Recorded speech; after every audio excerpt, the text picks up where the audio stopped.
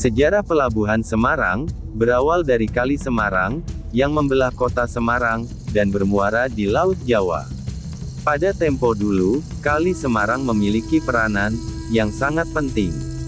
Banyaknya pedagang dari Tiongkok, Arab, India, Portugis, dan VOC, melakukan kegiatan bongkar di pelabuhan yang terletak di tepi Kali Semarang. Pada masa itu, yang berkuasa ialah Kerajaan Demak. Setelah runtuhnya kekuasaan Majapahit, Raden Patah kemudian mengambil alih kekuasaannya. Pada masa kekuasaan Raden Patah, Kerajaan Demak telah mengadakan hubungan dagang dengan India dan Arab.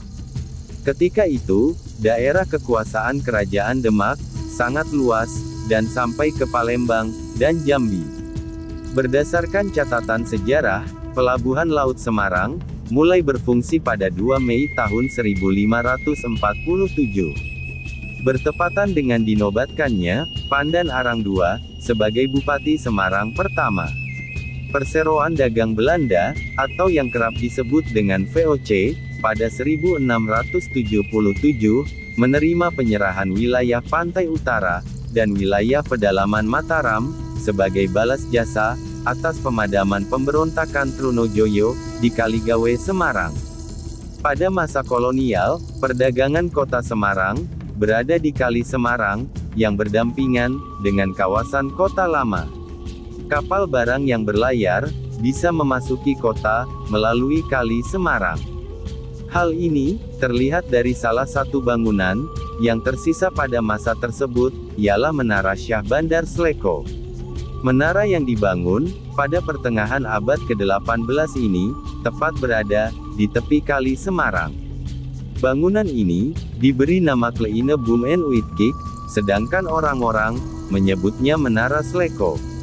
Kata Sleko, diadopsi dari bahasa Belanda, yang berarti gerbang kota, yang menghubungkan dengan pelayaran, keluar Semarang. Dari sinilah ditetapkannya, 0 km kota Semarang. Meskipun keberadaan titik penandanya, jarang diperhatikan orang.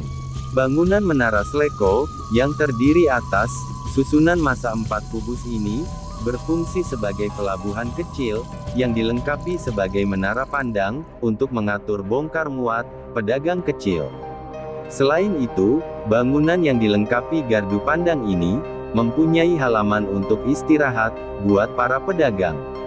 Dahulu, kapal-kapal yang hendak masuk ke kota Semarang, harus mendapat izin dari Menara Sleko.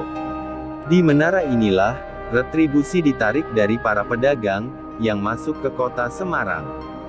Di mana, pada saat itu, transportasi sungai masih sangat berperan, untuk membawa kebutuhan sehari-hari, dan barang perdagangan, dari pedalaman.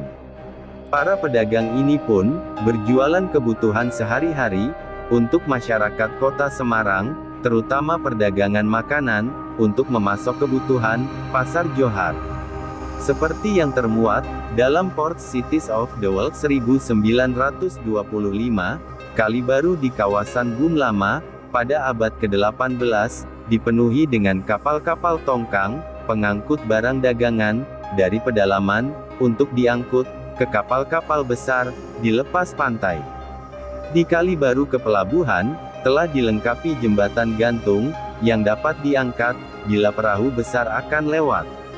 Di bawah kekuasaan kolonial, Semarang dulu menjadi pusat perdagangan, dan perindustrian, lengkap dengan pelabuhan terbesar di Jawa, perkantoran, dan perkembangan kota, yang modern kala itu.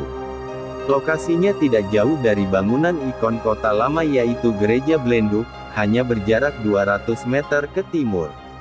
Bagi masyarakat luar yang pernah ke kota lama, mungkin ada yang belum tahu keberadaan menara ini. Untuk sampai ke Menara Kuno Sleko ini, dari batas penanda 0 km, setelah melewati jembatan Brok, maju beberapa meter, tepatnya di depan kantor PT Pelni dengan terus menyusuri Jalan Sleko. Meski memiliki nilai sejarah, kini kondisi Menara Sleko mengenaskan karena sudah lama kurang terawat. Bagian atapnya hilang, dindingnya telah keropos dan mengelupas, hanya tinggal batu bata merah yang terlihat saja. Pagar besi memang sudah dipasang untuk melindungi bangunan. Namun sayangnya karena sempat tak terawat dalam waktu lama, kondisi bangunan kini sudah mulai rusak.